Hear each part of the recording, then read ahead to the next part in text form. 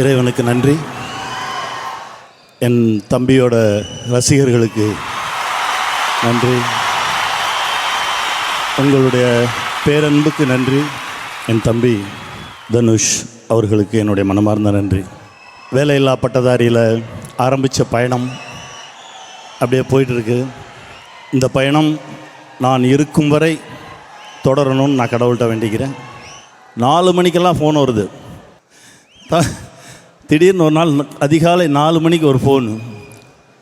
இன்னும் நேரம் அப்படின்னா இப்போ தான் ஷூட்டிங் முடிஞ்சிச்சு, நாளை கழித்து வந்துடுங்க அப்படின்னாரு. வந்துடுறேன். அப்படி ஆரம்பித்தது இந்த பயணம். ஒரு அற்புதமான படைப்பு. இந்த படைப்புக்குள்ளே நானும் இருக்கிறது பெருமகிழ்ச்சி. பாரதி ராஜா அப்பா மட்டும் இல்லை, எனக்கும் ஒவ்வொரு நாளும் தம்பியோட நடிக்க போகும்போது ஏதோ ஸ்கூலுக்கு போகிற மாதிரி தான் ஒரு ஃபீல் இருக்கும். அப்படி நிற்காதீங்க, இப்படி நில்லுங்க, கையை இங்கே வைங்க, இப்படி பாருங்கள், அவ்வளோ சந்தோஷமாக இருக்கும். அப்படியே என் தம்பி என் மடியில் வந்து உட்காந்துக்குவார். அப்படியே என் குழந்தைய வச்சுருக்க மாதிரி தான் வச்சுருப்பேன். ரொம்ப சந்தோஷமாக இருக்கு செல்லம் இந்த பயணம்.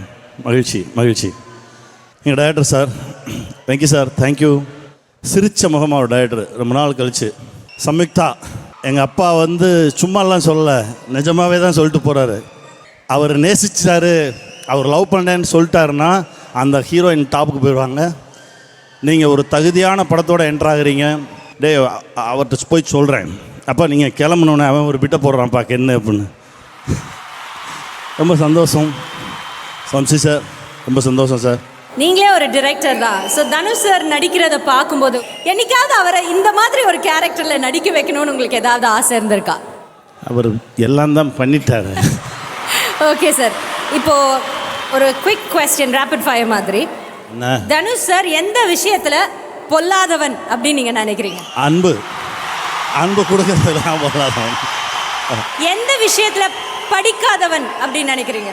நிறைய பேர் ஏமாற்றுவாங்க, அந்த ஏமாற்றத்தை எதையுமே படிச்சுக்கலாத, ஏமாத்துறதெல்லாம் தாங்கிக்கிட்டு திரும்ப அவங்களுக்கு அன்பு தான் செலுத்துவாங்க. எந்த விஷயத்தில் வாத்தி? ஒழுக்கத்தில் அவன் வாத்தி. அவனை பற்றி என்ன வேணாலும் அந்த சமூகம் சொல்லட்டும், ஆனால் எனக்கு தெரியும் என் தம்பி யாருன்னு. அவனை நான் ரொம்ப நேசிக்கிறேன் அந்த விஷயத்தில்.